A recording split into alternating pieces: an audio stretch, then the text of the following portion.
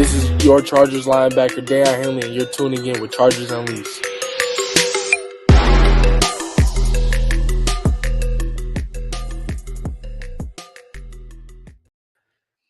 Welcome to another edition of Chargers Unleashed. Jake Hefner and Daiyan Wolkenstein here with you from the LAFB Network. If this is your first time tuning into the show, make sure to hit that like and subscribe button on YouTube. You can also follow us on Facebook, Twitter, and Instagram, and Spotify and Apple Podcasts. Dan Wolkenstein, happy Sunday night to everybody in the chat. Thank you so much for joining us on this Sunday night.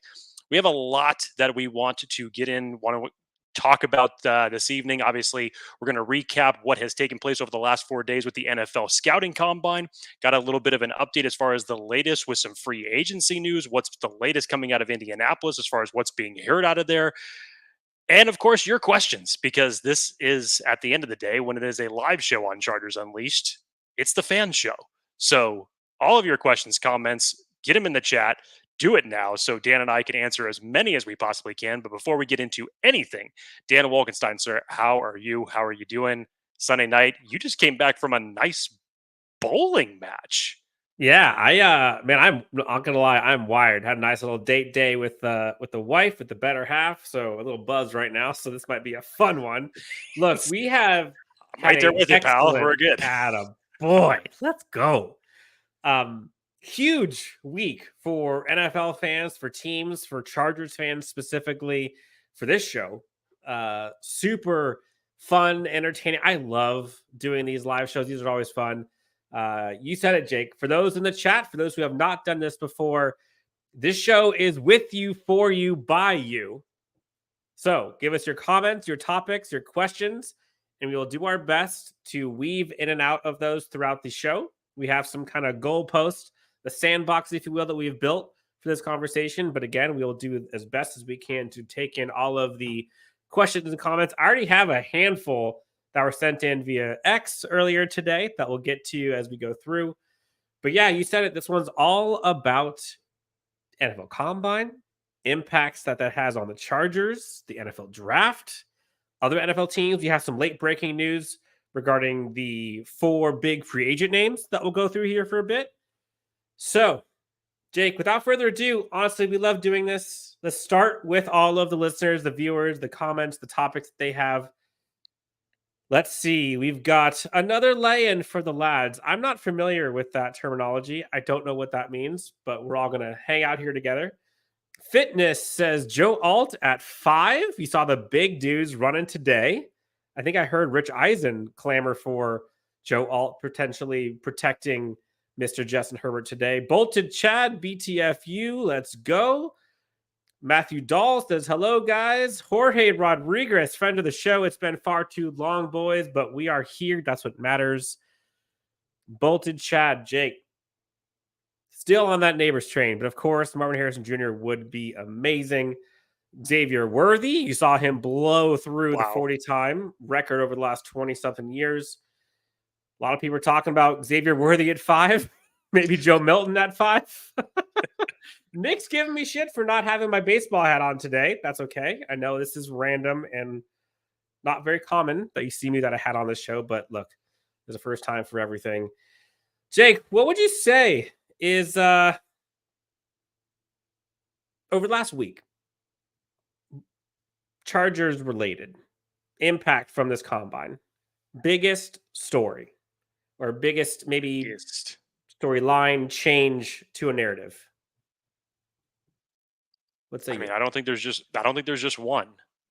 And it's interesting just from the standpoint because I think that there's multiple that tie to the Chargers in this circumstance. Number one, I think offensive lineman and wide receiver validated everything that was coming into this combine that was being said as far as how talented, how deep it was. It is not just top heavy as it relates to those 2 position groups. I think corner as well definitely put some smiles on the faces of not just fans that were watching as it relates to the Chargers, but in terms of scouts in general, because you know that the Chargers, in my opinion, have to come out of at least day 2 with one of those selections being a corner. And who knows how many picks that the Chargers are going to have within the first 3 rounds, depending on the trade down scenario. But I think that they have to prioritize that position very highly in the first 2 days at least. I think there were even some positions that kind of got some attention to some folks. Even Daniel Jeremiah said that he felt that the linebacker group actually tested better than he expected, when we thought that the linebacker group in general was pretty weak coming into this class. And outside even Brock Bowers, for what you had with Jatavian Sanders, Theo Jackson, Ben Sinnott out there for how they performed at the tight end group, again, it gives you a little bit more options out there. And then probably the biggest, Dan, is that we were all watching because everybody wanted to see the second tier of the quarterbacks, J.J. McCarthy, Bo Nix, Michael Penix Jr. We wanted to see their stock skyrocket to the moon to see if that's going to end up facilitating a trade back for the Chargers at the 5th overall spot. And I thought out of those three, I thought Michael Penix Jr. and J.J. McCarthy showed out the best. And Charles Davis, they were even saying it today, Dan, when the offensive linemen were running. Charles Davis was saying that there is belief around the league that J.J. McCarthy may be closer to those top 3 quarterbacks than some people actually believe. And then there was another report that came out earlier today where there was even talk that hypothetically that quarterbacks could go 1, 2, 3, 4, which would then possibly leave the Chargers at the 5th spot, which if he's doing the math, that could mean that Marvin Harrison Jr. is sitting there at 5. I mean, talk about probably the most exciting time for the Chargers as it relates to the NFL draft, because there's so many different directions that they could go. I legit don't remember the last time I've had this much excitement and hype this early on for a draft than I have had this year. And this NFL Combine just kind of kicked that thing up to an 11 for me. And there's a lot of storylines and I think themes that started prior to the Combine and have either been eliminated after the Combine has completed or maybe has ratcheted up. I think one, and honestly, we always say it, we try to get to as many comments and questions as we can, but those who choose to donate to the cause, friends of the show, they always get bumped to the top. So, friend of the show, Charlie Sinclair's donates $1.99, gets bumped to the top with his question. And it's almost like we knew this was coming again. I feel like this is like the second or the third time that we have answered this question. Yes, but look, after today, what we've seen this past week, with especially the wide receiver group, which is kind of how we can kind of weave this one in here. Marvin Harrison Jr. or Malik Neighbors at number 5. Now, again, in context, these two did not run. These two didn't have to run. Marvin Harrison Jr. kind of no-showed the entire program, which was a little weird. I think that was a little unprecedented. But that then gave the opportunity to all the other wide receivers. And boy, were there a lot that showed out. Jake and I, we had talked about kind of our group that we'd like the most ahead of this. At least kind of that second, third, maybe 4th tier, if you will, of wide receivers. So maybe this is kind of a 2-part question, Jake. If we're looking at this wide receiver group, let's answer Charlie's question first.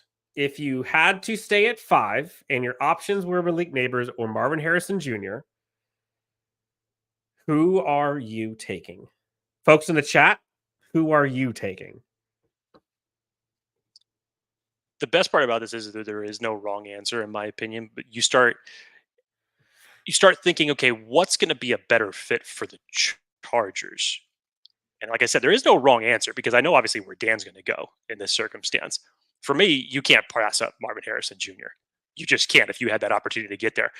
I was one of the people that, of course, was upset about the whole Matt Prater situation at the end of the season, the missed field goal that essentially cost the Chargers going from 5 to 4 in the draft order. That really would have solidified them in the Marvin Harrison Jr. conversation. A little insider information, when that kick went wide, Jake and I had a little bit of a tizzy for about 45 minutes where Jake was in his feelings. And I'm like, dude, anyways, yes, Jake was not happy that day. Look, I know I'm sitting here talking about both answers are correct, and they are. But I think it was the standpoint of you were that close to having 4 and really solidifying a conversation for Marvin Harrison Jr. And then Matt Prater happened. And it was just like the rug just got pulled out from all of us. It was such a bad feeling. But in terms of when you compare it like this, to answer the question, Marvin Harrison Jr. to me wins out, but it's not by much, to be honest, because the explosion that Malik Neighbors brings to an offense, what he does after the catch, his top acceleration that he can get to, his way of maneuvering through traffic and creating some of those huge plays that the Chargers have just lacked from an offense having, even with Mike Williams. But Mike Williams is not Malik Neighbors. They're both downfield threats, but in terms of explosive player, Malik Neighbors would add an element that this Chargers and specifically Justin Herbert have not had. Yeah, I think if it's this one's tough. Okay, so I think this one, if it was me building the offense that I would like, I think I am picking Malik Neighbors based on what I want this offense to look like. But given what we know about what this offensive staff and the current players and what we've seen historically, I think that they would go Marvin Harrison Jr. Now, again, there's no wrong answer. And personally, I have said this since December. Malik Neighbors is my guy above everyone if they stayed at 5. Now, if we move past that, the wide receiver group as a whole, Jake, we have a bunch of slides here. We'll talk through them as we come in. But let's just talk about the receivers for a bit. I was on record, and I was called out here on a comment recently. I want to make sure I comment because I know that this person was waiting for me to respond to this. I told him I would. On a recent episode, I want to say maybe 2 weeks ago or so, Jake, I was on record as saying, if I could find it, when asked about the wide receiver class, I had always said that the wide receiver class to me felt kind of thin, where if you don't get somebody in the first 2 days, you're not really going to get one that's going to produce on this roster. Now, combine ensues. Folks balled out. You saw guys like Xavier Legette. You saw Brian Thomas Jr. You saw A.D. Mitchell. You saw a whole host of guys. Jeremy Burton. You saw Roman Wilson. You saw Xavier Worthy. You saw Troy Franklin. Like, obviously, Roma Dunze. All these guys, looking great at doing things that they do. So the comment came in after all this, and he says, "Dan, will you finally admit that you have been way off on saying the wide receiver class is top heavy and falls off after the 3rd round? What are you talking about? You're way off. Are you not college football during the season? Or let Jake take the lead, please?" To answer the question, again, we're talking about this Chargers team that has Keenan Allen, Josh Palmer, Quentin Johnston, Darius Davis, probably not Mike Williams, but those are your 4 receivers. And again, production, I said, you're not going to get one after day 2. There are probably maybe 5 guys that I think are probably day 3 that I think would gain legit production on this Chargers team. So while maybe I would slide a little bit off of you can't get anyone to, okay, maybe a couple. But realistically, you got guys like Malik Washington, maybe Taj Washington. It's probably another one. You've got I think Roman Wilson's not going to be a day 3 pick. But otherwise, all of the guys that you saw ball out are day 2, day 1 guys. So I'm not really going to move off of that much. I'm really not. Because again, they got to outproduce, even just to get on the roster, get on the field, they got to get better than wide receiver 3. I know we want to poo-poo on Quentin Johnston, but Quentin Johnston's, it's going to be tough to take reps from him from a day 3 guy. You got Darius Davis already there. I'm not saying Quentin Johnston's great. I'm just saying, you got 2 guys already there. If you're not getting a day 1, day 2 guy, you think a day 3 guy is going to outproduce Darius Davis and Quentin Johnston? If so, how many of them are there? Realistically, how many of them are there that can get to wide receiver 3 on this team? Dan, I think it's wide open at this point in time because you have such a small sample size from what you saw from Quentin Johnston that ultimately was productive. And like you mentioned, Josh Palmer, when he is healthy, when he is out there, I think he can be a very good complementary number 2. We're all assuming that Mike Williams is going to be gone via a trade or release. You have one more year of Keenan Allen. Where does that leave you? To me, that leaves a whole slew of opportunity for wide receivers to come up and produce. So I appreciate you acknowledging what you said, but it doesn't sound like you came down off that hill too much. I think you kind of just made a little bit of a course correction. The interesting thing about that is, Dan, is you're saying in terms of, oh, there's not going to be a day 3 player that's going to come out and more than 5. I said more than probably a handful. 5. Okay, more than 5. One of your favorites was was in the middle of round 3 last year. Tank Dell, who you were banging the gong for. I know, but still. And look what he did to hit the ground running. Look at Puka Nacua taking in the 5th round. It can happen when your wide receiver room looks the way that the Chargers do right now. Yes, agreed. I will say, so some of the gems that I think could be there, day 3. Jason Chadwell comes in. Cornelius Johnston, day 3. Michigan guy. You heard Brett Coleman on Chargers Weekly talk about him being an absolute steal for the Chargers, would be a great fit for LA. Jim Harbaugh guy, obviously. Malik Washington, Dan Deach comes in. Yes, Malik Washington's another one. Taj Washington is another one that I think a lot of people like. Jamari Thrash, I'm not quite sure where he's going to go, but that's one that I really like. I'm surprised it's taken you this long to talk about Brian Thomas Jr. He had a phenomenal day dude at the combine. Yep. And the worst thing about Brian Thomas Jr. is the fact that he got the unlucky draw to have to play on the same team as Malik Neighbors at LSU, because he had a phenomenal day running the 40, running through the drills. If his stock wasn't high enough already, I think he may have elevated it even a little bit more. Yeah, I'm looking at this. Brian Thomas Jr. had a 997 RAS score, by the way. I have a type.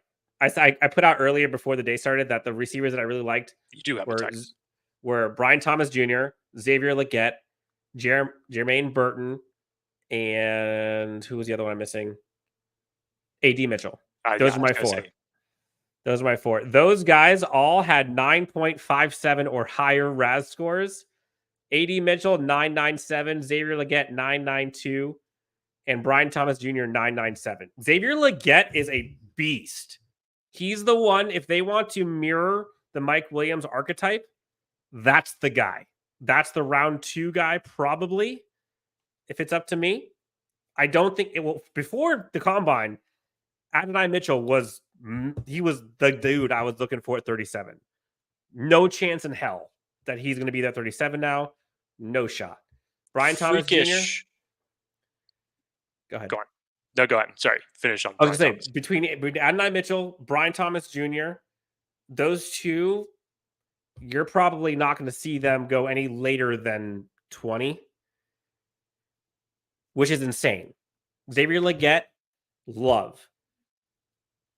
And as we get through this, because we got a lot more topics here, so we'll go into the next position here. But what you're starting to realize is, while Malik Neighbors is epic, and I would love Malik Neighbors if we picked him at 5. Like there's nothing I'm going to complain about if they go that direction. But what you're starting to see is this wide receiver class, day 1 and day 2. You can get some stud X receivers. And while they will not be Malik Neighbors, the gap isn't that big. Like, there's clearly a gap, but it's not what we've seen in years past. Like Brian Thomas Jr. and A.D. Mitchell, they're probably wide receiver 1 and or 2 in the last 5 years of draft classes. It just so happens that they're stuck behind Marvin Harrison Jr. and Malik Neighbors. But what all this is to say, honestly, this draft is so deep. It is so deep. And what makes me excited is I tweeted this the other day. There are only 32 players that can be selected in the first round. And having early round draft picks is so key and is such a luxury to where you can get a first round talent at 37 and it will happen. And what it's looking like is you're going to get first round defenders at 37. So depending on how this goes, Chargers fans might be in for quite the treat. Two things I want to say to him before we transition to the next topic. Number one, A.D. Mitchell turning in what he did at the combine. For his measurables at 6'2", 205, very comparable physicals that they said to DK Metcalf, but obviously not nearly as built as what DK was. But in terms of those similar type of measurables, they're the only two at the combine that have turned in numbers the likes of a 4.3 440, an 11.4 broad jump, and a 39.5 an 11.4 vert and a 39.5. I'm mixing them up. 11.4 broad, 39.5 vert jump. Those are insane, freakish alien numbers for a wide receiver to turn in. Last thing on Xavier Worthy. If that wasn't one of the best moments that you've ever seen at the combine for him to do it, when he hit that 4.25 and all the commentators were saying, it's like, oh, well, I don't think he's going to run again because you saw some players dropping out after they had a high, or a very low 40 time.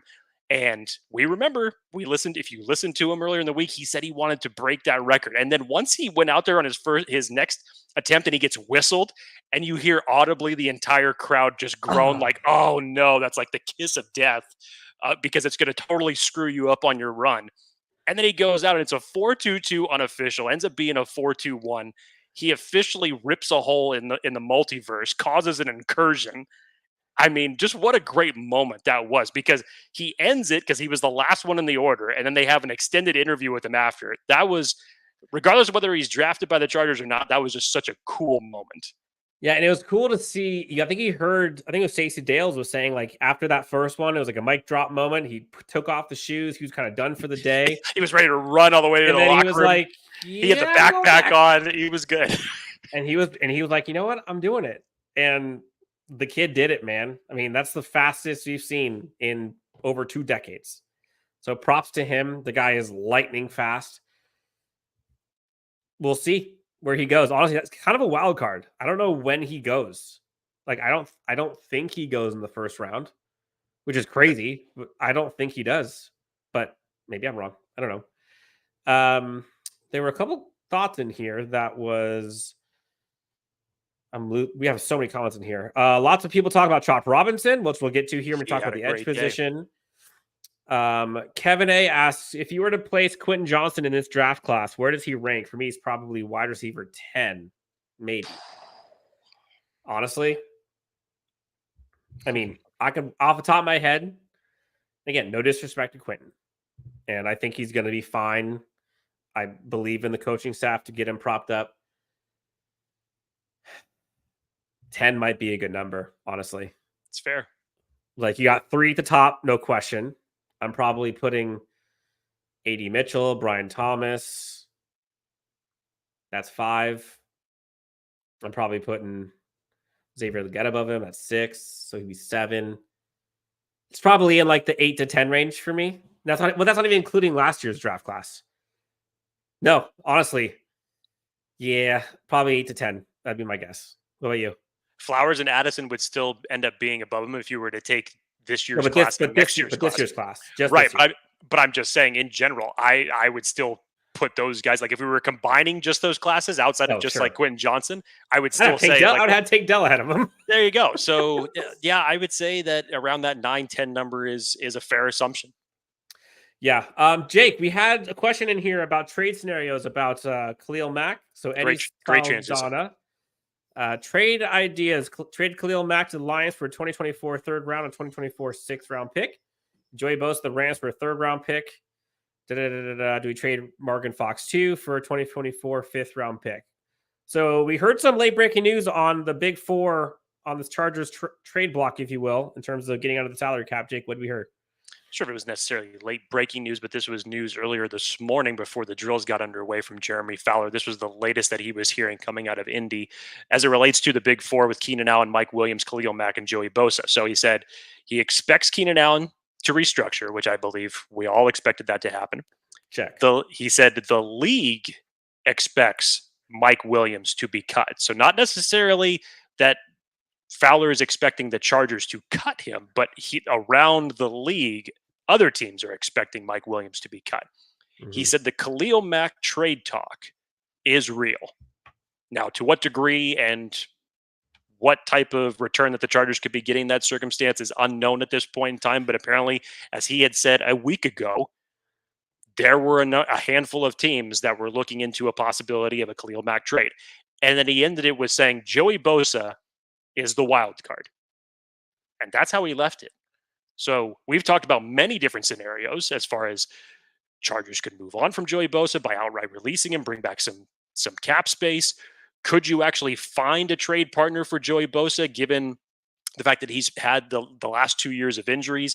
Even Daniel Popper believes that the trade value between Khalil Mack and Bosa, that Bosa has more appeal given the fact that he is younger and you could probably sign a more lengthier contract for someone that would be willing to invest in him.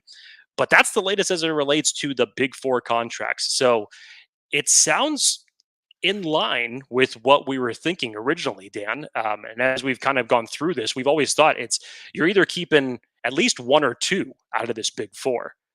Mm-hmm. And Dan and I have no problem ripping off the Band-Aid as it relates to Khalil Mack and Joey Bosa. Honestly, you have Tuli, who turned in a fantastic rookie season last year. I think for certain edge players that are in this class, which there are a handful, you need to find your future, especially in Jesse Minter's defense. We don't really know how Khalil Mack and Joey Bosa are necessarily going to fit in this. And when you talk about Jim Harbaugh and Jesse Minter and Joe Ortiz now and how they're going to collectively collaborate to build this team out, yeah, I would be okay with moving on from both Mack and Bosa if it came to it. Yeah, I think I would too. But the most likely scenario is they probably move on from one and Mike Williams. Maybe they restructure one. Who knows? Let's transition to the cornerback group because there's a lot of guys here that I think a lot of people didn't necessarily know about. There were some names that Jake and I put some work in prior to this to kind of get up to speed prior to the combine. And we put out some names that we thought we really liked. And boy, did those guys deliver. But I think this is kind of a transition into this with this question. Eddie Saldana also asked, over under 9.5 draft picks for our Chargers regarding their picks or trading down to the draft. Ooh. So whether you get picks back from a trade or like from a trade for a Mack or whoever, or trade down, over under 9.5. Starting off with 7. 9.5. Actually, I think technically they have 8. I think they have 2 in the 7th, if I remember right. Because we haven't heard the compensatory picks officially released yet. And I think that they were saying for Tranquil, they're expecting one to come in, even though it's a late pick on day 3, they're expecting one to come in for him. So you may actually have 8, which if that ends up being the case, blow over the 9. pounding the over on the 9.5. Yes. Yep. Okay, so let's talk about the cornerback group. This cornerback group is nice. And Vang, I think I'm pronouncing that right. Quentin Mitchell, yes, is nice. That guy is an absolute alien. But you saw some names at this combine that I think got a lot of attention, and a lot of names that were not known prior to their workouts are now known. Terrion Arnold, a lot of people knew about him. A lot of people linking him to the Chargers. Ronaldo Green, do not sleep on this man from Florida State. And Elijah Jones, one of my favorites, balled out there. Again, I have a type, and the names that I put out there, for the most part, absolutely lit it up. Depending on what this Chargers team could do in the draft, there's a lot of names that are going to be available in that second round. Hell, even if they trade back. And this is where the trade back scenario comes into play. But Jake, before we get any of that, cornerbacks that stood out to you. I mean, outside of the obvious and Quentin Mitchell, who's been one of my favorite prospects to watch going all the way back to December. Maybe I should just stop watching prospects because then I just get disappointed for the fact that they're the ones that draft stock just goes to the damn moon. He has done everything right since the end of the season. You just turn on the tape of him. I still believe that he has the best instincts out of any corner in this entire class. The way that he attacks the ball, the way that he plays, how aggressive he is, the physicality that he brings to the game, what he did at the Senior Bowl, check. You come in and you just blow the roof off as it relates to the combine drills. Ended up having 20 on the bench press just to just top it off for him as it relates to wrapping this whole combine drill up. And there's been such kind of an influx as it relates to the cornerback position because even for Kool-Aid McKinstry, who at one time was the perceived number one overall corner in this class, unfortunately, medicals came back on him and he had a Jones fracture in his ankle, so he wasn't able to perform this week. But all signs are that he's going to get surgery on that and he'll be completely ready to go when it comes to training camp opening for whoever selects him. Nate Wiggins, unfortunately, loved what he did for the short 5 minutes that he was out there, ran a 4.28 in the 40. I've always loved Nate Wiggins' game. And then unfortunately, little undersized. You could say that. I just love his tenacity. I love the physicality that he brings to the game. And then it goes out after the 40. And then, initially it was being talked about as a groin injury. Thankfully, it was just his hip flexor. So it doesn't sound like it's anything that's going to keep him on the shelf for a long time. Terrion Arnold had a great day. He's elevated into that CB1 conversation for me, definitely. You go down the list quickly. Chris Abrams, drain out of Missouri, I thought had a fantastic day. Love that kid, man. Two guys that we were talking about prior to the combine even kicking off, Dan, was Max Cam Melton Hart. too. Cam Hart out of Notre Dame, Kyrie Jackson out of Oregon, Max Melton. Holy crap. I mean, you like what you see from Max Melton alone when you put on the tape of him. But to come out and run a 4.39, an 11.4 broad, and a 40.5 vert. What? Mike Sandersill? That dog. kid. Dog. Yeah. I think Mike Sandersill, I tweeted about it. I think he's the most fluid DB there is. And it makes sense. He's a converted wide receiver. But, man, that kid's awesome. But listen to all the names that we have that we're just spewing out right now. Like, we didn't talk about Elijah Jones. We haven't talked about Nehemiah Pritchett. We haven't talked about Kamal Haddon. Didn't even get to Rakestraw yet. Andrew Phillips, Rakestraw. Like, we're like a dozen plus deep right now. And this is where we get going. There are going to be first-round talent at DB available in the second round at 37. This cornerback group is loaded. And while there is no Sauce Gardner, although Quentin Mitchell is kind of like creeping up to that point, the next tier is vast. So I like that group a lot. Dan Deach comes in here. Jerrion Jones, sleeper at nickel corner. Jake, you were the one that got me locked in on him. That guy is going to be epic. Before we get to the other positions, Jake, let's talk about our friends. Pay the bills. Want to let everybody know the easiest way to get into the action on all sports everywhere. It's Underdog Fantasy and their pick'em game. Just pick higher or lower on your favorite or least favorite player's stats. You can win up to 20 times your money in a single night. Underdog keeps it super simple with their easy-to-use website and mobile apps. Just pick between 2 and 5 players to fill out your pick'em entry.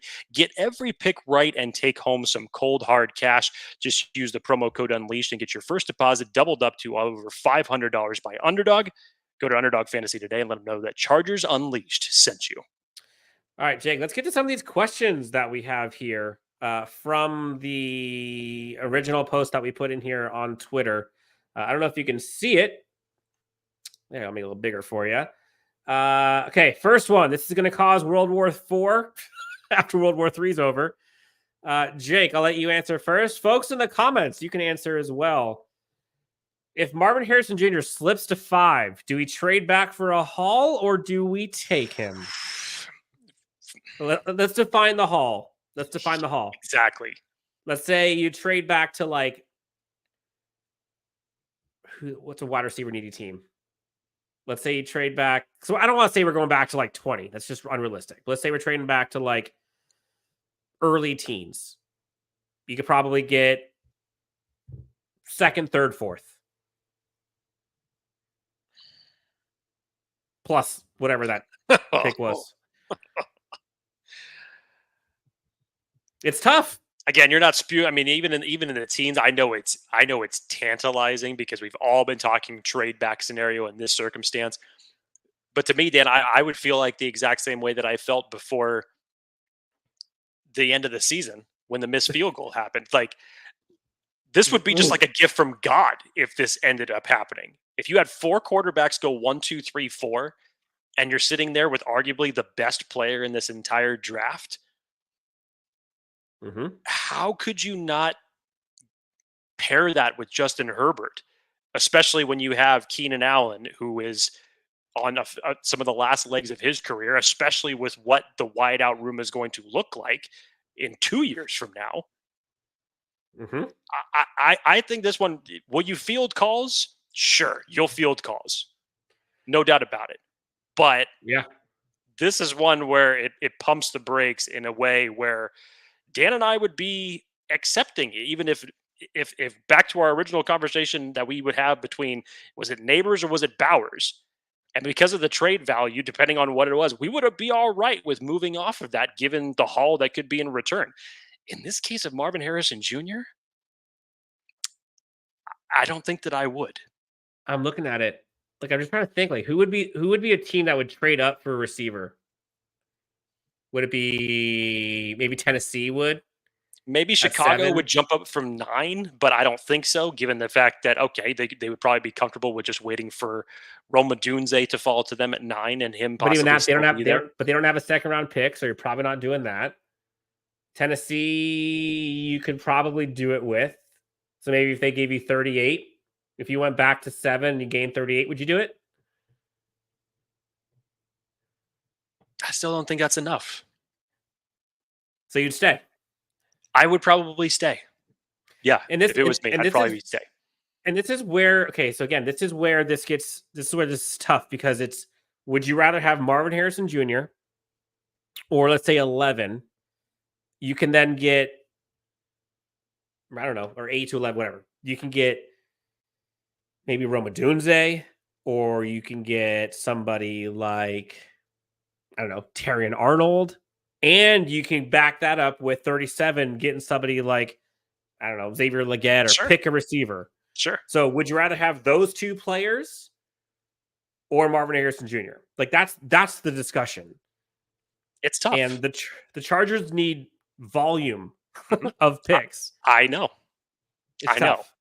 It's tough. The better situation for the Chargers, as far as what I believe that you're going to get a better trade haul for, is if a team is trading up for a quarterback. That, I believe, is actually going to get you a better haul than they would be for a wide receiver. And I'm just going off of what the layout of the draft order is and what the corresponding team's needs are. Yeah. Trade back, you can get A.D. Mitchell, Daiyan Arnold in the teens. Dark Samus asks, does Neighbors run a 4.2? No, I think it's going to be mid 4.3s is my guess. Maybe low 4.3s. That would be my guess. Would we be trading down with Tennessee, New York, Minnesota? Tennessee, probably. New York. Was this in relation to the Marvin Harrison situation? Maybe. If we're talking quarterback situations, New York has been, we don't know where they're going to go with the Daniel Jones situation. Minnesota, you definitely know that they're going to be in the quarterback room. I think if you were to trade back with Minnesota, regardless of who the player is, that could be a nice haul that you could be getting in return. Yeah, I agree. Jason Chadwell says Chargers should find plenty of great players with Harbaugh's input day 3. Totally agree. Chargers are at an advantage this year. They have a coach who has been scouting these guys for years and has playing against them for years and has been in these guys' living rooms, has been going up against them when other teams' coaches are just finding out about them.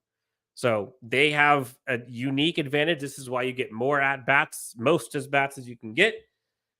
Try to take it from there. Next question, Jake. Wide receiver class killed it last night. Let's kind of go a little faster here to blow through these. Could you see them waiting till round 5 or 6 and drafting someone like Cornelius Johnston from Michigan as a depth player rather than us drafting an early pick? Thanks, guys. Yes. I could see that, and you base that off of just because the Chargers need everything. The only thing that we don't know is how they're going to prioritize it between now and April. So depending on how the draft falls and the players that they get ahead of that, sure, I could see them waiting on a wide receiver until then. But however, when you get out of that draft, and if that's indeed the case that ends up happening, you're going to look at that wide receiver room again, and you're going to say, they need to go to wide receiver again in 2025 when it all is said and done.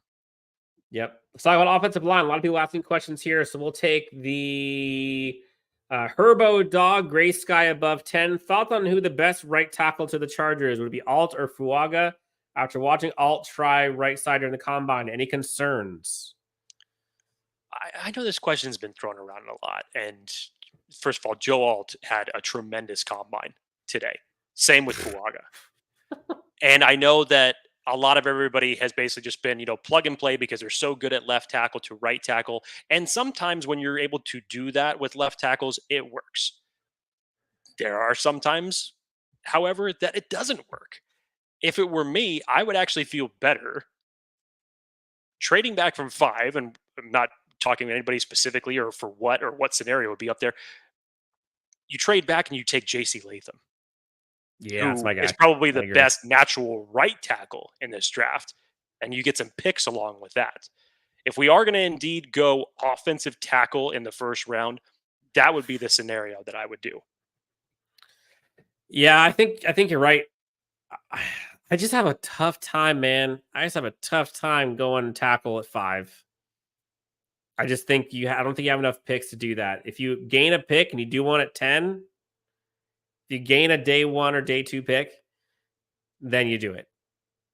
But this team has bigger holes than just right tackle, in my opinion. And I'm not saying that Trey Pipkins is like incredible. I mean, he hasn't been great, but I think he's going to get a bump from the coaching staff for sure in the scheme. Definitely. I just don't think the value is there right now, given what this team needs at other premium positions. Let's talk about non-premium position for a sec, Jake. Running backs. Chargers need a few, to say the least. To say the least, the Chargers need a few. And the combine was littered with a couple that I think were a little exciting for Chargers fans. Marshawn Lloyd was a name that I really liked. Saw him do really well. Jalen Wright also showed up pretty well. Out of nowhere, Isaac Guerrero blazing through the 40-time athletic great freak. day. Braylon Allen's another name that Chargers fans have liked a lot. I know that's a Jim Harbaugh special, if you will. What'd you think of the running backs?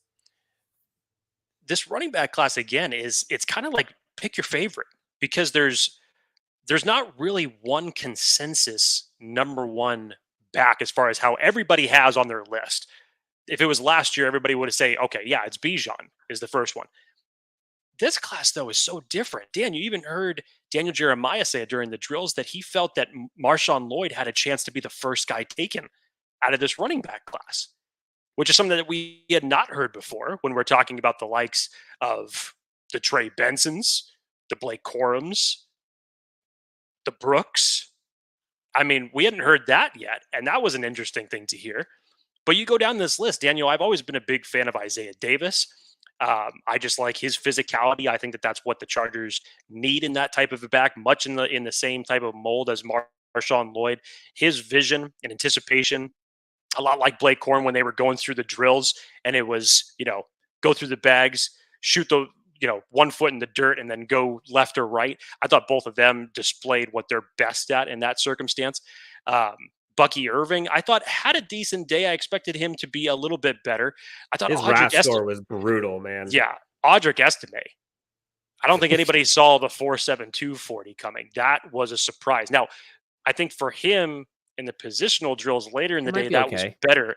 I think they might be were saying okay. now that may just limit him to being that short yardage back because he's got the initial burst, but he doesn't have the long speed. But it's a very interesting running back class. And then like we have on the screen here, Dan,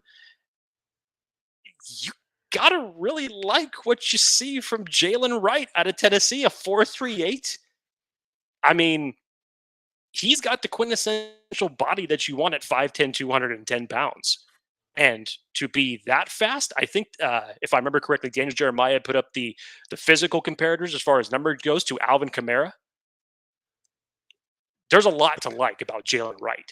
So it's, as we were asking earlier this week, when is the running back class in general going to be prioritized? And from everything that we're hearing, it's going to be late day 2 is when you're going to start seeing him come off the board. Now, for the Chargers, it's an interesting situation because obviously we've already heard that Austin Ekeler will not be returning. We don't believe that Joshua Kelly will be returning to this group. What do you have in Isaiah Spiller at this point? It's still a question mark. So I think the best course of action for the Chargers to do is that in terms of the free agent class, which is also going to be very littered with players in that circumstance, you go out, you sign one, and you draft one. And you go in again with a running back by committee style, see what you can the most that you can get out of the 3 backs that you have with question mark at RB1, question mark at RB2, whoever they end up being in Isaiah Spiller, and you try to see what you can make of that and move forward with it. But it's an interesting running back class, Dan. It's pick your poison. Lots of different sizes and skill sets that to choose from in this class. But the Chargers need to come out of it, I think, drafting one. I think so. At least one, depending on how it goes in free agency, maybe more than one. Wisconsin's Braylon Allen. I mean, that guy's a beast, dude. Like, that's a freight train, kind of like the Audric Estime a little bit. Yeah, he didn't end up running, but yeah, he still had a good day. Yeah. That guy. I mean, put on the film of him, and you're excited. There was a comment in here. I don't want to miss it. Where was it? About Michigan players. ZX Zealot says, I feel like I'm trying to avoid Michigan players, but they keep popping up. Blake Corum looked good.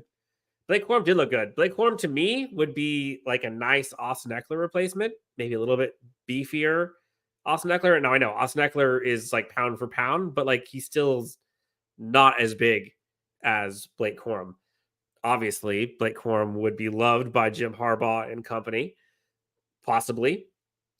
But the point of trying to avoid Michigan players that keep popping up, it's the truth. You heard, I forget who it was that was saying it, but there was a conversation where they were saying that all of the Michigan players seem to be like 2 years ahead of everyone else because of the performance and training staff and the coaching staff that they had with these players. Again, most players at the combine with 18. You saw it at running back, you saw it at receiver, you saw it at interior defensive line, you saw it at corner, you're seeing it at quarterback. Like, Michigan's been churning. And that's the part that like Chargers fans have to get excited about, is as you get to these positions, you start to see like how well this Michigan staff, whether it's with Ben Herbert or Jim Harbaugh or Clinksdale, by the way, who was helping with the cornerback group all throughout the combine, these guys, their bread and butter is finding, developing, and maximizing talent. And you're seeing it come to fruition at the combine. Imagine them doing that from the combine to the draft into the NFL season. Like, that's what these guys do. And so from a developmental perspective, like, Chargers fans have not witnessed what we've seen at Michigan these past few years. Imagine the euphoria if that then goes on to the Los Angeles Chargers and you see development like that year over year over year. Give them swings at the plate, as many as possible, and watch this team cook. Speaking of cook, Jake, defensive line was fun, both interior and the edge. Jared Verse, you kind of talked about him a bit. That was one of your favorites. Trevondre Sweat, one of my favorites. Chris Jenkins, the Michigan kid, stock up for him for sure. What do you think of the defensive line group as a whole? Any sleepers? Anyone stock down? Thoughts on guys that potentially could be fits for the Chargers? Like I said earlier, when it came to Quinyon Mitchell, I just need to stop watching tape because, Dan, we were doing our defensive line positional outlook about a week and a half ago. I had mentioned Braden Fisk, and Braden Fisk just demolished the combine. I mean, was the top performer in a majority of the drills. I've always just this is a guy you'd want on your team. The motor, the explosion, plays with his hair on fire, finished with 43 tackles, 19 hurries, and 6 sacks this past year. And to show off his athleticism for what he did running the 40 in a 4.78 at 6'5", 297 pounds.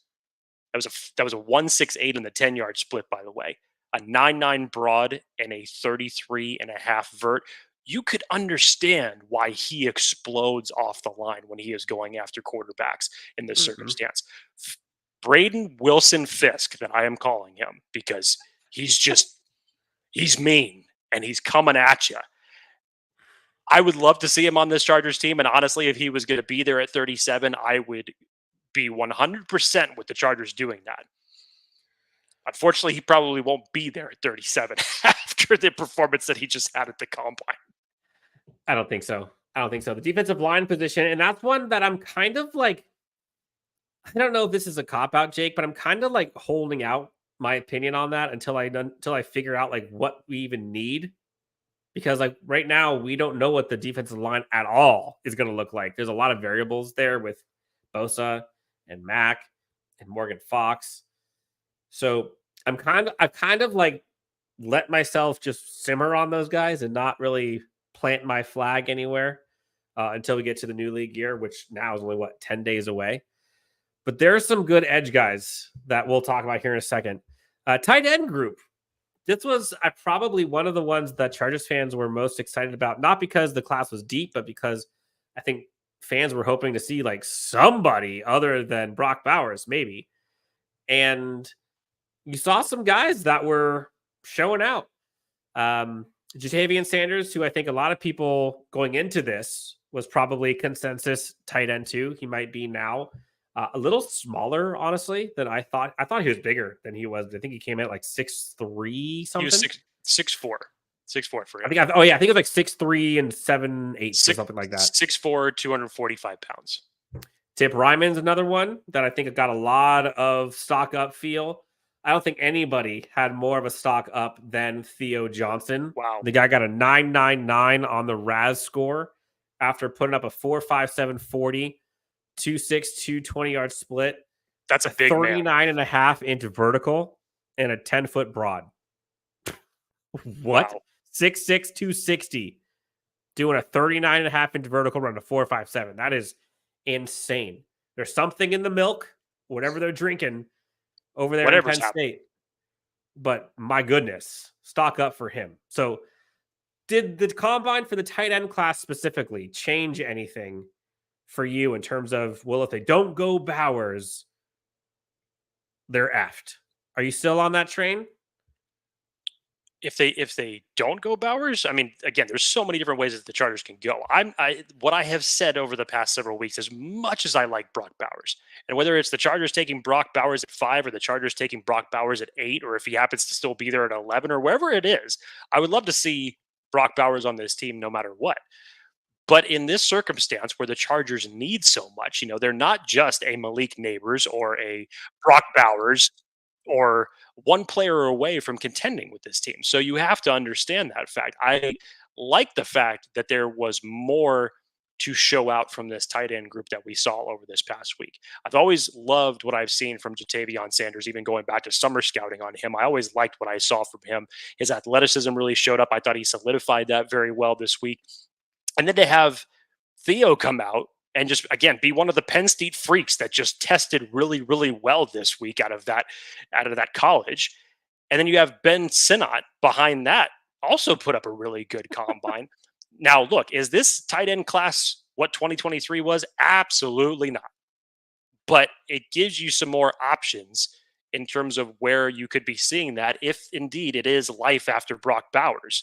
Yes, So it was good that you saw some of those guys at that particular position step up, considering everything that we had heard about this position coming into it, that obviously it wasn't that strong of a position. And outside of Brock Bowers, where it's literally him and then a big gap, and then you start talking about the rest of the class, which is absolutely true.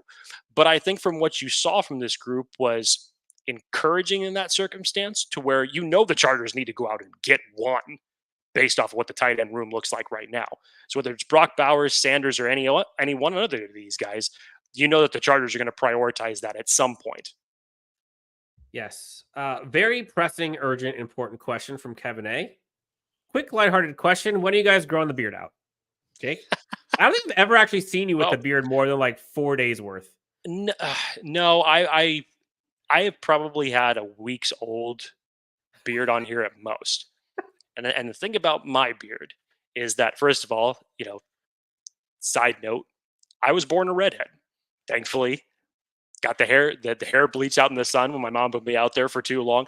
But my facial hair still stayed the same. So when my facial hair grows really long, it actually comes out red. So my Irish and my Scottish comes out of me in that circumstance. And particularly because I'm so fair, I don't actually like it when when it fully comes out. So I'm all down for beards. I have nothing against beards, but if mine was any different color, and I'm not going to be that type of a person that's going to go out there and get some, what is it? Just for men facial bleach. I'm not going to do that. So I totally get it. If this is like the rally beard that you want us to start growing, hey, that's totally fine. Dan's been clean shaven since the moment that I've met him. And I don't think I've ever seen him with even the least bit of scruff. So I think if anybody needs to do it, it needs to be Dan. It might be me. I get a little lazy sometimes. I let it go maybe a week tops, and then I'm like, all right, I feel dirty, I feel grungy. I'm not doing this. Thanks for the hard-hitting question, by the way. Yes. That was fantastic. I was really nervous, honestly, because I wasn't sure where that was going to go. A lot of people like the AJ Barner tight end from Michigan as well. That's an option. Again, honestly, anyone from Michigan, I can see him drafting. Like, none of that would surprise me. There was a question in here. I don't even think it's a question. Is Quentin Mitchell the CB1 now? Dude looked impressive. He could be in the Bolts radar with trade down. 100%. If the Bolts trade, okay, Jake, honestly, we haven't talked about this yet. Let's say the Chargers trade down to like 11 with Minnesota, either a single or double trade down. That's the Danny special. If they somehow get to 11, sprint for Quentin Mitchell. Oh my goodness. Whether it's Quentin Mitchell or Daiyan Arnold. Either one. I don't care. Yeah. I knew exactly what you were going to say. That's why I was nodding my head that entire time. Yes, the answer is yes. If it's that circumstance with a trade down, 100%. You need to reinforce the secondary. Dan and I have talked about it. When the Chargers selected Asante Samuel Jr. just a couple of years ago with same draft class as Rashawn Slater, that was the highest priority that they had drafted a cornerback since Jason Verrett. And when you look at it now with Mike Davis obviously departing and Asante Samuel Jr., I'd say necessarily for a second-round pick hasn't necessarily lived up to his fullest potential yet at being a second-round pick. And Jasir Taylor, Dean Leonard, both being 6th and 7th round picks respectively, you need to put a higher priority on getting this group better. How are you going to do that? And with guys like Daiyan Arnold and Quentin Mitchell, who you definitely believe would thrive in a Jesse Minter-led defense, especially being led specifically by Steve Clinkscale, I would love either one of those players on this defense. I love that Clinkscale was out there working with the DBs. Like, that was perfect. Because Jesse Minter's defense, like, they need a shutdown corner, man. Like, they need one. And honestly, any defense needs one, but particularly this one, because they did not have one at all. Like, Mike Davis is probably not on the team. And if he comes back, it'd be for cheap. Asante Samuel Jr., I'd rather him be your slot corner. I know he can do the outside. I know he's tough at tackling, or he's not great at tackling. That's not his job, but he is so quick. And give him a couple linebackers inside with him. Let him go to work. They need a corner, man. And it's funny. There's so many corners that I think the one guy that has been forgotten, who I think is a stud, Jake, at corner, Kamari Lassiter, dude. Nobody is talking about this kid anymore because he's kind of getting lost in the sauce, but he is a bona fide CB1. And I don't understand. I think is he just, I don't know. Is he like too cool, calm, collected that no one's really talking about? Like, I don't understand how he's kind of getting lost in all this stuff right now. He had a nice combine, I thought too. So with everything with him, you go on and you watch just how scheme versatile he is. And I think that's the biggest thing that jumps off to me. He's not the most athletic and he doesn't have the best ball production. But in terms of being flexible enough to play in both man and zone and be productive, plays the run very well, has a lot of good anticipation on what you see from him from film. But I really like what I see from Kamari Lassiter. And yes, to your point, I think because you've had such a shift around with the fall from Kool-Aid McKinstry, the rise of Terrion Arnold, the rise of Quentin Mitchell. Jeez. Hell, the rise even of Nate Wiggins in that circumstance, regardless of what happened to him on the field drills. Did you see the Clemson players afterwards that were over there, like they had practice, and then they saw his 40 time come in, and they were all just like, "Yep, no surprise here." They were. But I think Rakestra has also elevated his stock as well. He wasn't able to perform at the Senior Bowl, so he's been itching to get back on the field. And when you watch his production, again, he's not the ball hawk in terms of what you're looking for a corner, if that's what's priority one to you. But in terms of how he plays the game,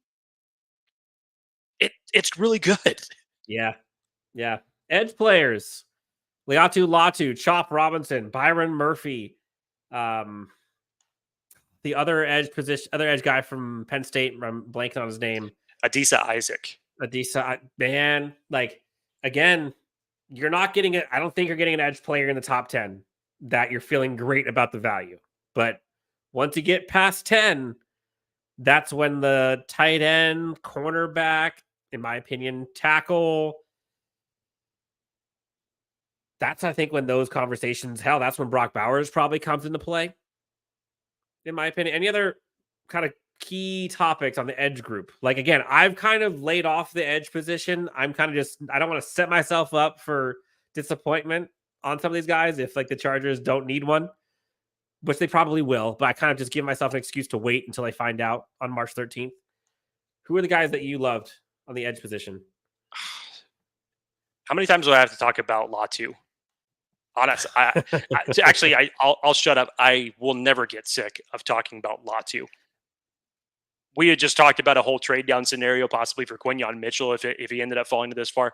Latu was another one that if the Chargers somehow found their way into the teens, or hell, even close to around that between 10 and 12 mark, if this is a situation where Joey Bosa and Khalil Mack are not coming back, and you pair Latu with Tuli, you would have two guys with high-end motors, very similar production in their final year of college when they came out, and just their tenacity and their relentlessness to get after the football.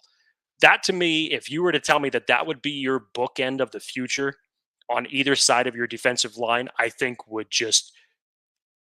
that would be insane to me if the Chargers were somehow able to do that. That's one of my dream scenarios, as much as I love to talk about the possibility of who the Chargers could possibly select at 5, or even if they trade down again, because the Chargers just need so much. But I just love everything that I see from Latu, whether it's what you hear from him in interviews, what you see from when he's on the tape, because he just seems like the nicest dude, but he plays with his hair on fire. Like he's going to just go out there and demolish you. So if you're to tell me that you're bookend this defense for the future with Tuli and Latu as your starting edgers, sign me up for that. Yeah, it's funny. Latu, and Chop Robinson, I feel like you could not be polar opposite in the reasons that you would draft them. Michael Huenzo asks, is Chop Robinson a lock for late round 1? I say no, he's not. You say no, even after what he did. Yeah. Like, wow. Again, I started off at the beginning of this. I think that the offensive side of the ball is going to be, there's going to be so many guys being taken that I think the defensive side of the ball is what's going to get pushed down a bit. And I'm going to guess from 33 to 40, you're going to see some guys, you're like, how in the hell are they there? And Chop Robinson's one. There's a few others. I think the corners, you're probably going to see some in there. Linebackers for sure are going to be there. I don't think anyone's getting taken in round 1. Safeties for sure. Interior defensive line for sure. There's going to be value there in the second round. But Chop Robinson and Latu, again, you would be buying their stock for polar opposite reasons. Latu is like the craftsmanship, the production. Like, you go look at what he's done at UCLA and you're like, dang, if that guy can produce there, he's going to produce here. Chop Robinson, I've heard people refer to him as like the mini Micah Parsons, where he has so much freakish athletic ability and it's so raw. The guy doesn't really even know how to pass rush right now, and he's doing it on pure athleticism alone. Get him a coaching staff that can teach him those traits. The guy's going to be an absolute animal. One, you're signing up for the traits and the ceiling and the possibilities. The other, you're signing up for how great he's already been and how you would imagine that would continue on in the NFL. Both of them, I think, are stud prospects. One, you're probably going to get a more immediate return in Latu, in my opinion, but you might be paying dividends if you can get the right coaching staff with Chop Robinson. So I don't know. Do you think Chop goes in round one? I do. Yeah, I do. Especially after those drilled. Now, I get all the knock on Chop Robinson. And totally. Chop had a better 2023 than he did 2022 than he did this previous season for him. But that's just that freak athleticism that when you say, like, okay, who's going to be that coach that's going to be able to put that production together? Because he can get after the pass rusher. He can be inconsistent at times. His production can dip. I get it. Even playing alongside Adisa Isaac and what that Penn State defense was with those two at the edge rush position, I still think that and again, am I saying that I would do it? I'm not necessarily saying that I would do it, but am I banking on one of these other teams to see those type of testing numbers for a dude his size coupled with what he did in college and bank on that as a first round pick to say, yeah, I'm going to go out and I'm going to get him? Dan, some people were comparing him just in terms of physical numbers because there were some that were better, some that were worse, but in the same ballpark as Micah Parsons. Yep. And again, that's not me saying it. That's what other people were saying. So somebody is going to see those numbers and that athletic freak ability from Chop. And yes, I think that they will take him in the first round. Yeah. Again, I think you're going to see defenders available in the second round at 37 or whatever the Chargers pick that you're going to be like, what? And Jake, this is where I'm so excited because you and I are going to be together for the draft, annual tradition. Day 2, I think, is going to be an absolute madhouse. Because what gets me excited about day 2, and hell, day 3 too, is, and correct me if I'm wrong, I don't want to put words in your mouth. And Chargers fans, maybe I'm talking about you too.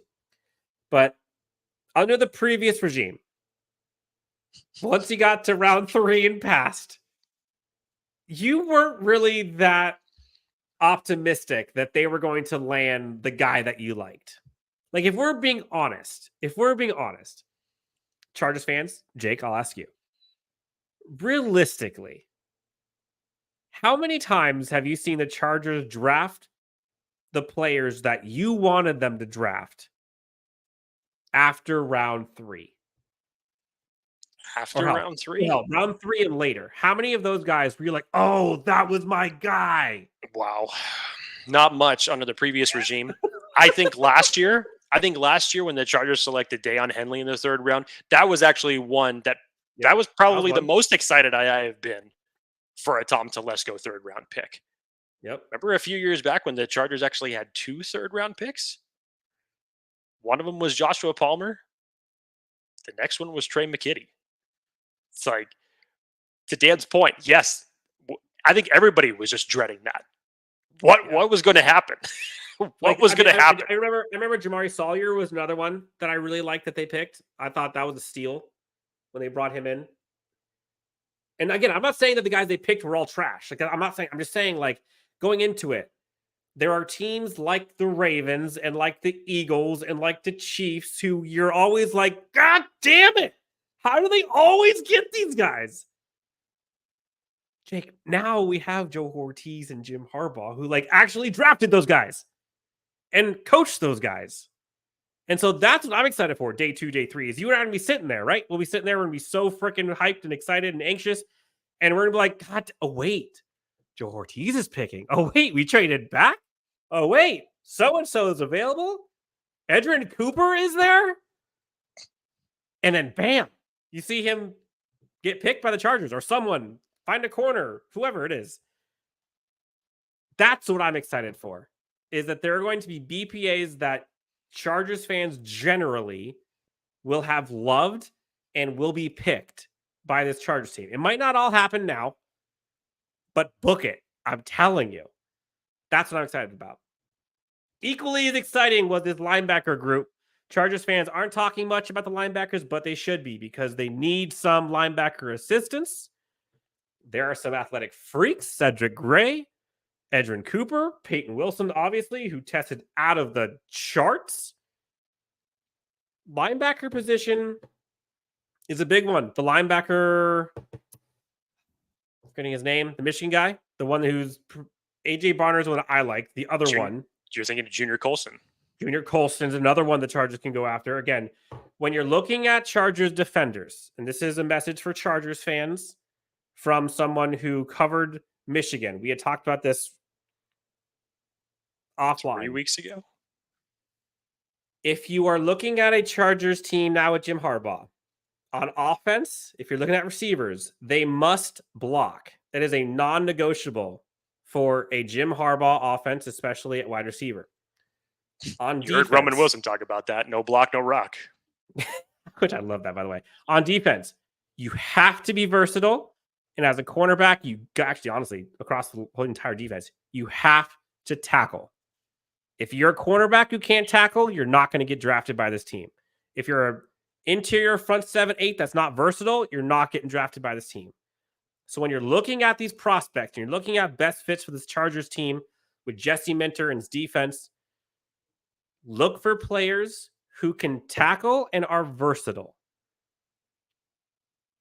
So I was told, go check out 24/7. Go look at the players that maybe this coaching staff is familiar with.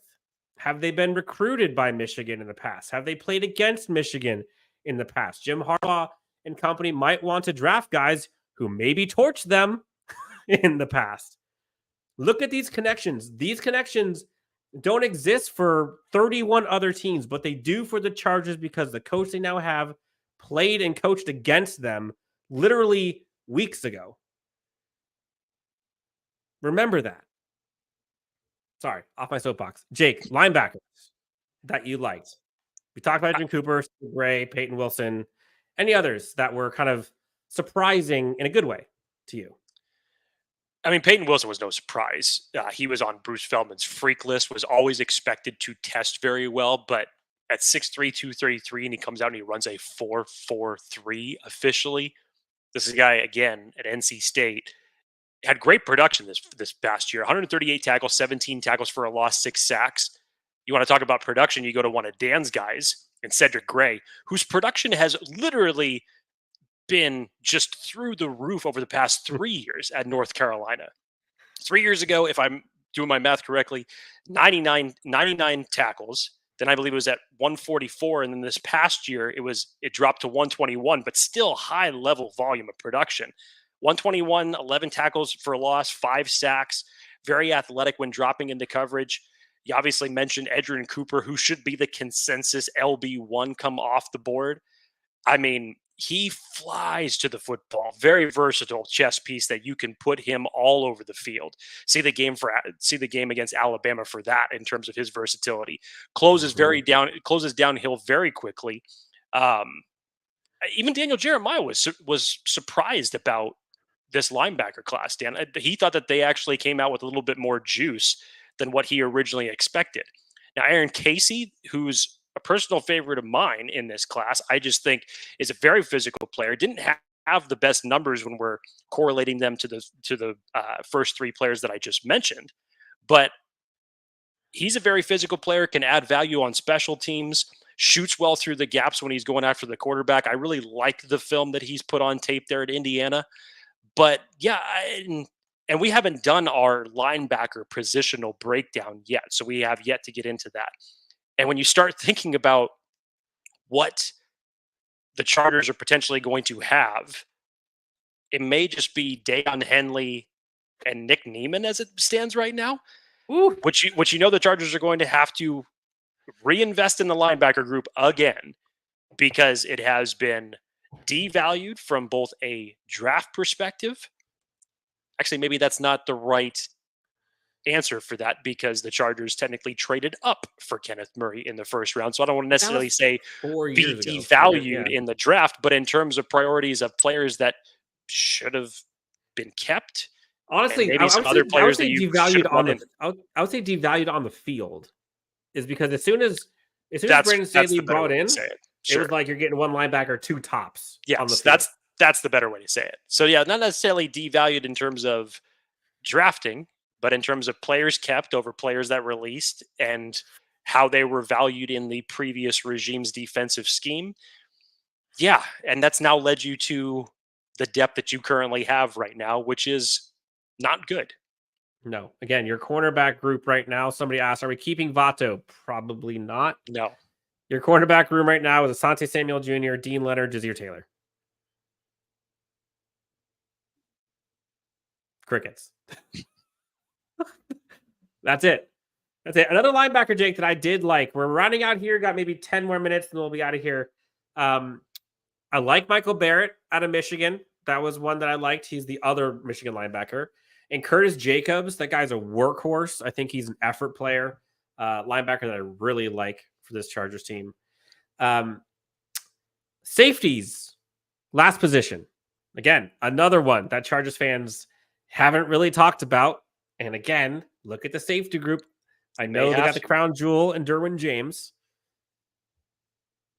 I think they can and maybe should bring back Alohi Gilman, especially for the value.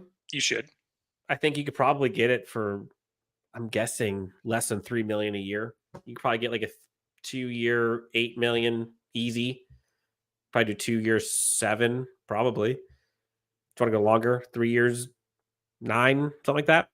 But safety group is something that this team needs to invest in. And there are some good ones. Who are your favorites of the safeties, Jake? Now, I'll admit, I have probably not paid as much attention to the safety group as I have the cornerback group, just again, because the cornerback group is just littered. And my expectations are that I do believe that the Chargers will end up bringing Alohi Gilman back, because you just can't say, again, as many holes as the Chargers need, there's no way that you could say you're not bringing Alohi back on a reasonable price tag out of the 27 free agents that you have in this class, and that he should be the exception, and based on how he played last year. And or you would possibly say, you know what, no, we're going to go in a different direction, and we're going to leave this safety room just having Derwin and JT Woods, and we're going to go out and find our replacement, i.e. in the free agency or the draft. No, I think it makes perfect sense to bring Alohi back in this circumstance. Dan, I know you have watched the safeties more than I have, so the question's probably better suited for you to answer. Yeah. Cam Kinchins, the guy from Miami, love him. And if you like Derwin James, you're going to love Cam Kinchins. He plays a very similar play style to him. Malik Mustafa, that guy is an absolute beast. I think he had the most reps of any DB, if I remember right, at the bench press. The guy's a freak. Like him a ton. Javon Bullard, the kid from Georgia. I know Jason from Blueprints, friend of the show, obviously. He really likes him. Super high on him. And then Dadrian Taylor Demerson. You didn't hear that many times before the combine, but you'll start to hear it now. A safety that I really, really like. I'm sorry, who? I was going to say Cole Bishop had himself a day out of Utah. Yes, he did. So those are some of the safeties that I like. There are probably more that I'm forgetting off the top of my head here. I know a lot of people like Tyke Smith, the other Georgia safety. You know, he's kind of been rattled with injuries a bit. The kid from USC, Kalen Bullock, is another one. Those are probably the names that I like, but I'm really high on the Miami kid. And depending on like the archetype you want, like, do you want like the yoked compact frame, or do you want like the heat-seeking missile, like a Derwin James type? There's a few of those available, but if you're wanting that Derwin James type, Cam Kinchins is an absolute beast. Sion Viaki as well. People love him. He did good. I think he's a fellow Utah person as well. Jake, we did it. We got through all of them. We didn't talk quarterbacks that much because we don't need one, obviously, because the Chargers look pretty set there. And yes, good point. Vaki played both running back and safety, so keyword versatile. Maybe the Chargers can look at going that way to bring him in. We probably would have been talking about it a lot more if Cooper DeJean ended up going out and running. Yep. I mean, that's another name. Like, think about how many names that we went through in corner. He can be put anywhere. Arguably one of the most athletic prospects in the entire draft class. I mean, if it came to it, I would want a player like Cooper DeJean on my team with what he brings to the table. Yeah. Special teams, corner, safety, versatile chess piece. But yeah, it's another name, as you mentioned, Dan. There's so many names that went out there and performed, elevated their draft stock, and as it relates to the Chargers, could potentially target. Yep. ZX Zealot, thank you for the reminder. We did not talk about center. Jake, all eyes were on JPJ. They have been for weeks. But as you see now, when you start getting a lot of eyes on each position, there are some names that will start to come up, some talents that you'll start to notice get talked about more and more. Zach Frazier, the West Virginia kid. Love Zach Frazier. Very high on him. Cedric Van Pran out of Georgia. You've got the kid out of, where is he from? Bo Limmer also had a nice day. The Penn State kid. What's his name? Hunter Norzad. There we go. Again, another Penn State guy coming out and performing. Ho-hum Penn State balls. Yeah, that's easy. There it is. I asked you this before. What round is the ceiling for when they have to get a center if they don't go free agency? I think going into this, I think you said round 2, if I remember right. I would totally leaving be the okay combine. with the Chargers doing that. Yeah. Leaving the combine. When do they have to get one if they want a starting center? Look, I think that this center class has been a little bit poo-pooed a little bit. I think it's better than what people give it credit for. I think it's a little bit deeper than what people expected it to look like. But in the circumstance for the Chargers, can you prioritize it and say round 3, round 4? Sure, you can do that. I think from the Chargers standpoint, considering that as of right now, the ball is just sitting there on the field. It's not even getting snapped because it's still sitting there. There's nobody there. Unfortunately, with Corey Linsley expected to retire any day now, the ball's just there. There is a gap in the middle of this offensive line. So just there. When do you want to invest in that, and who do you want to invest in that with? And a guy like Zach Frazier, Dan, I mean, hell, there was talk 2 weeks ago that there was potential that there could be 3 centers taken in the first round. Mm-hmm. If Zach Frazier, I will still say it, if Zach Frazier had not ended up getting hurt, there would be a good competition between him and JPJ on who was going to be the first center off the board. I love what I see from Zach Frazier. That wrestling background that he has is just perfect for him at the center position in terms of moving people around. I think he gets to the second level very easily. When you saw him out there testing today, talk about just tenacity. He's still technically coming off of his injury. You know, he wasn't able to play at the Senior Bowl. He was still out there doing some on-field drills. But even still going out and doing those drills when he's not necessarily 100%, that tells you a lot about his character, his tenacity, his drive for what he wants to do. He knows how important this is. But I just like what I see from him in the game. He's a mauler. I love what I see from Zach Frazier in this game. I agree. I like Zach Frazier. I think the Chargers can probably get one round 4 or earlier, and they'll be okay. Round 4 is probably the latest you can get a center to where you're feeling comfortable about it, in my opinion. But I think I'd rather go before that. Round 4 is like you're getting close. Jake, I think let's do it. Honestly, let's have some fun. We just did combine. You're going to do another one of these? We're going to do another one of these. We're going to go kind of fast. Because honestly, we got to give the people what they want. Because I think this is mock draft season. Everyone's about it. So I'm going to pull up PFF mock draft sim.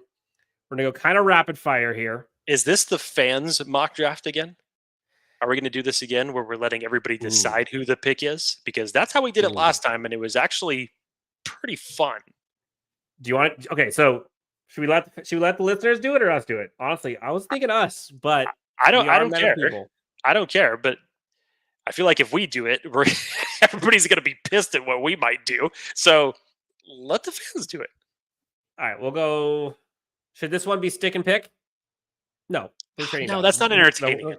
We're going to trade. That's not entertaining enough. Yeah, got to do a trade down. All right, so let's do a trade down. Let's do with Minnesota. Minnesota at 11. It's probably the most likely scenario that would happen. JJ McCarthy at number 5 overall. Yep. So we're going to get 11, 42, and 109 is probably too rich. Let's say 130, but whatever. Would you say that's a go haul? Would you do that? So you get what, a second and a fourth in that scenario? Yep. No, they're desperate. We're doing second and third. We're doing second and third. All right, so here we go. We're going to force this trade just for this purpose. Let's resume the draft. Here's the board. Fuaga, Byron Murphy, Quentin Mitchell. I'm sprinting right now. Ooh, no, I'm not. Hold on. So, I know, folks, I was correct. You got Quentin Mitchell sitting there. AD Mitchell and Brian Thomas sitting there. This is tough. You also got Fuaga sitting there too. Give them the full board too, Dan, so they know everybody who's there. Yep, you got Latu, JC Latham's there. Kool-Aid McKistry's there. I see 2 Fuagas thus far. I would assume that this would be the expectation that Trey Pipkins is no longer on this team if we are going Fuaga in this circumstance. So I see Fuaga. Anybody else as far as I'm about to override this shit right now. Put your comments in the chat. Who is it that you're taking in this circumstance with who is on the board? Who would you take, Jake? Oh, this is Terrion Arnold. You're taking him over Mitchell? Mm-hmm. Again, as much as I love Mitchell, in this circumstance, yeah, I would be taking Terrion Arnold. I see Quinyon. I see Arnold. Honestly, I see Arnold again. I see Quinyon. We got a huge run on Arnold. We're going to Arnold. All right. So next up. Oh, God, I'm sprinting. There's no way. There's no way. There's no way that he's there. Okay, so let's act like Adani pretend Mitchell, he's not there, or Adonai Mitchell has not, or has already been selected. Yes. Yeah. So Trop Robinson is there. Jermaine Burton's there. Roman Wilson's there. If you want to go receiver, Pearsall's there. I love Burton, man. I know he has some off the field stuff. Ted Walker, I think stock up on him. But I don't know if I'm doing that. Is this again for the record? We're all doing AD Mitchell, but I don't think he's going to be there. So we're not even allowing that. Keep it as realistic as possible. Dan, is this the full board? Give me the full board. What is here? Let's go to center real fast. Let's just see interior defensive line. Where is it? Nope, not that one. Chris Jenkins is also there. Frazier's gone. See, this is what I'm talking about. But look, if it ended up playing out like this, Dan, I'd probably look elsewhere if it was me. I would too. Okay. What position are you looking for? So you went corner. You already went corner. Saw what the wide receiver room looks like. I like to see either what the edge or the defensive line looks like at this circumstance. Even though you just went defense, you're probably idealistically going offense in this scenario. To me, it's probably one of these two. Oh, wait, hold on. Forgot about this. Where is our linebackers? Oh. But hold on. I think you can do this with your second round pick. Because there's a lot of guys here. So linebacker would probably be my next one. You can go tight end. You can go Tavion's there. Yep. I firmly believe in this circumstance, because the Chargers went in the secondary with their first round pick, that they would probably prioritize their second round pick. Remember, now you actually have 2 of them in this circumstance. How far were they apart, Dan? Because Chargers had 37, and what did you get from the Minnesota trade? 37 and 42. 37 and 42, so you're 5 picks away.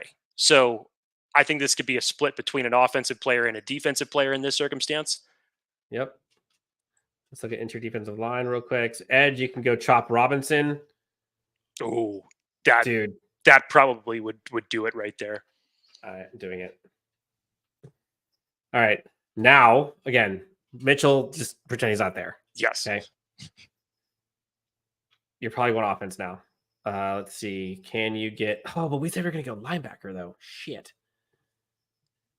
Again, give him the full board. Give him the full board. We already went edge. You already went corner. So you got...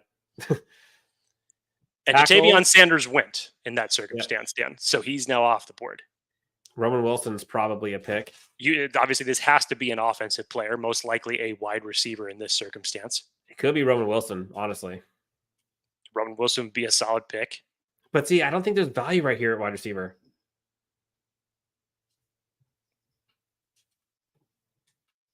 Dan, it's their mock draft. Let them decide. Well, I know what I'm saying. They all said Chop, so I'm going with Chop here for them. You had a handful of people that went Chop. You had a handful of people that were pissed that Ja'Tavion Sanders ended up getting taken. People are saying Wilson, it looks like, or O-line. So let's look at offensive line.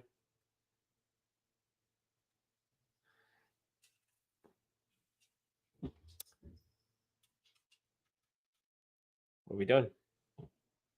I don't know, man. I like Roman Wilson in this circumstance personally. Going once. Going twice. Sold. Roman Wilson. All right. I can't believe Tez Walker's still there. So Xavier Legette. God dang. Xavier Worthy will also be gone by this point in the draft. Yep. Okay. So we went corner, edge, receiver. Now I'm looking at linebacker if it was up to me. Linebacker or running back next, technically, Dan. Again, the Chargers have 2 third-round picks in this circumstance. 2 thirds, yep.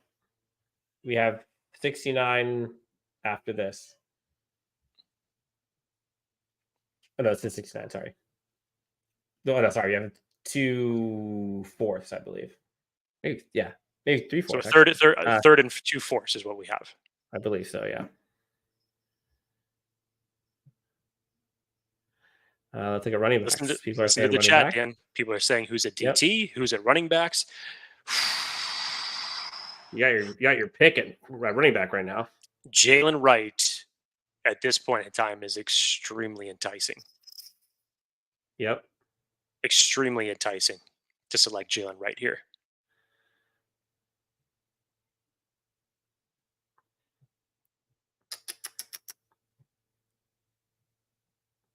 A lot of people are saying Corum. Marshawn Lloyd is still there. Corum or right. People are saying Corum or right, looks like. Guys, put it in the chat, whether it's position or specific player.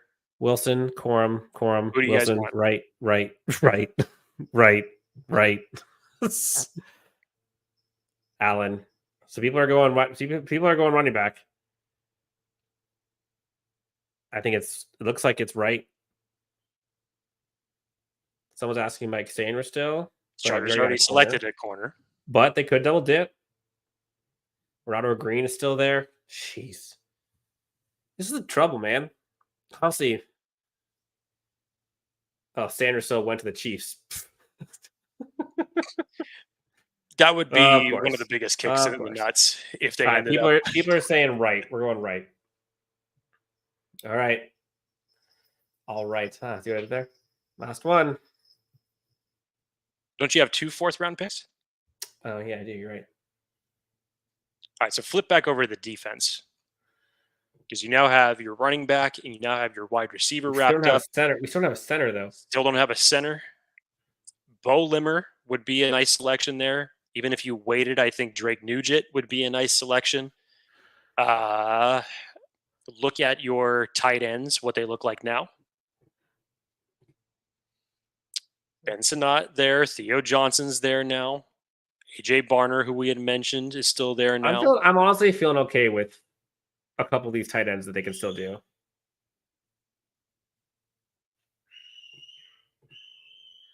Yeah, but did you look at interior defensive line?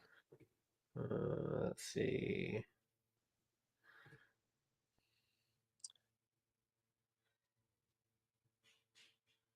A lot of people are saying tight end. They're saying Theo Johnson. You probably have to get it at this point. All right. Theo Johnson is the one. Did we go linebacker? Let's see. I can't Where's remember now, honestly. I don't think we did. Let's look at linebacker. Jeez. We're getting close to the end here, guys. See, I like Michael Barrett, dude. I like him a lot. Grayson Murphy, the other edge player. They already went edge, though. I'm probably doing... What would you do here?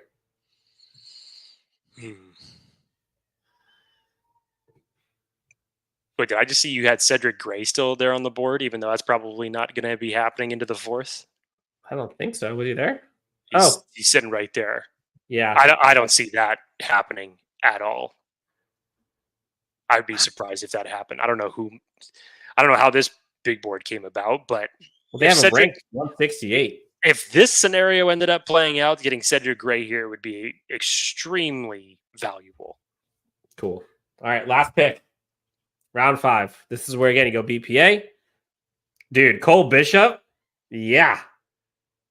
Really? Safety. Let's look at safety real quick. Is this with the... Oh, see, I told you. Dude. This is why, because people are already saying that we're terrible. That's why I wanted to give this mock draft to everybody else. Hey, you know what? It wouldn't be a live show if you weren't poo-pooed by somebody, right? Exactly. Cole Bishop, Malik Mustafa. Cole Bishop would probably be the pick, honestly. BPA, people are saying. So BPA would be Trey Benson, but Cole Bishop's probably him or Logan Lee are the ones probably. Would you do Trey Benson or Cole Bishop? Let's say they have Alohi. You have your running back now. I know, but say they need more than one. You got one. You're not going to select 2 running backs here with as many holes as you need to fill for the Chargers. Not at the running back scenario. No way. So if you maybe choose between Benson and Cole Bishop, if that's under the pretense that Alohi is not there, then yeah, I would probably select Cole Bishop. But is that my only option? No, look at the corners real quick. Oof. Honestly. What about interior defensive line, which we still have not addressed yet? I love these corners that are available. Interior defensive line. I just didn't see any guys I loved. Do you? Malachi Wingo could be one. Getting it this low. Have you selected your center yet? Oh, here you go. Boom. Hunter Norzad or Drake Nugent, honestly, would be a good selection here. PFF would give us a shitty grade, but Hunter Norzad's probably it, right? I mean, like I said, I'm for the fit. I mean, Cooper Beebe even as another selection here, even though he's at guard, but you need a center in this circumstance. So if it was me, it would be between Drake Nugent and Hunter Norzad. So if center is the priority, you definitely have to grab one because there is not one there. Yeah, I'd probably do Norzad. They need a center. This is probably the best one available by far. And again, was Frazier available in the second round? I don't believe he was. He was not. No. There it is. If Frazier was there in the second round, I would have taken him in the second round, and I would not even let Dan argue me on that circumstance. No, he was not available. I do not know. He was taken at 31. All right. Hunter Norzad. That's the pick. Okay, we did it, fam. They're going to give us a shitty grade because they will. It's probably going to be like a C-. I know. But again, remember the ones that we did bad on are the ones that we like that they are bad on or they are low on. Like they have Cedric Gray way lower than I think NFL teams do. Same with Norzad, same with Johnston. Those are the 3 guys that I think are gotta love mock draft season because every pick that you make is wrong. Yes, but honestly, this ain't bad. We got corner, edge, receiver, running back. You got Rascore, breakout, Theo Johnson. You got a sleeper center that I think a lot of people probably like. Cedric Gray is one of my favorites. Roman Wilson's going to probably run low 4.3s at his pro day. Terrion Arnold, everyone says, is borderline CB1. You know what's wild? If you just isolated the third round alone, people would probably say that's the best third round that the Chargers have had in the last 10 years. Probably. Yeah. I don't mind it. You've probably had better. Probably had worse as well. And it's not a Tom Telesco draft because Tom Telesco wouldn't trade down. No, that's right. So we fixed it. Look, we went way long today, but honestly, this was fun. I think these live shows, bring the best out of a lot of Chargers fans. Excitement along the way, honestly, because the Chargers team has a lot in their corner right now and it's looking real pretty about the possibility of trading down. And given the number of athletes that we saw ball out, I think it might happen, Jake. I think it might happen. I really do.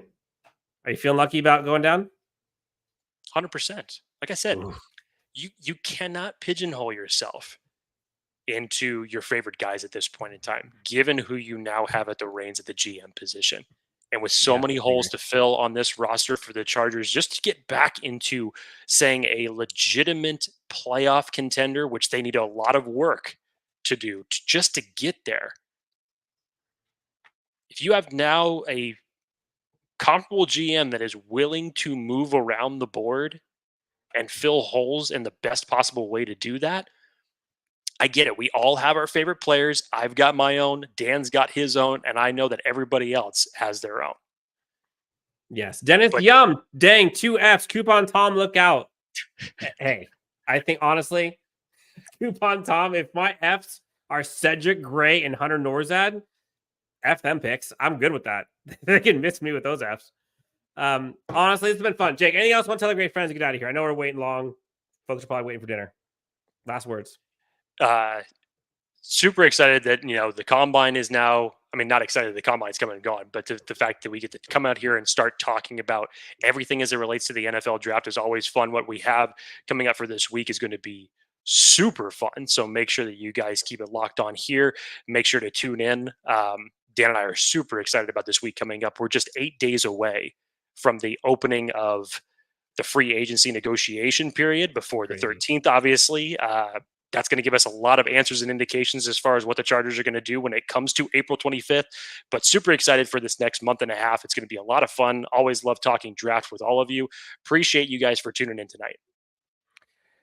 For Jake Hefner, you can find him at Jake T. Hefner, myself at Dan W. Sports on X. And if you have not already done so, please hit that like and subscribe. It helps us out a ton. Until next time, please be on the lookout. Tuesday, we have a big episode coming. Stay tuned for that one. But until next time, we'll talk to you next on the next Chargers Unleashed.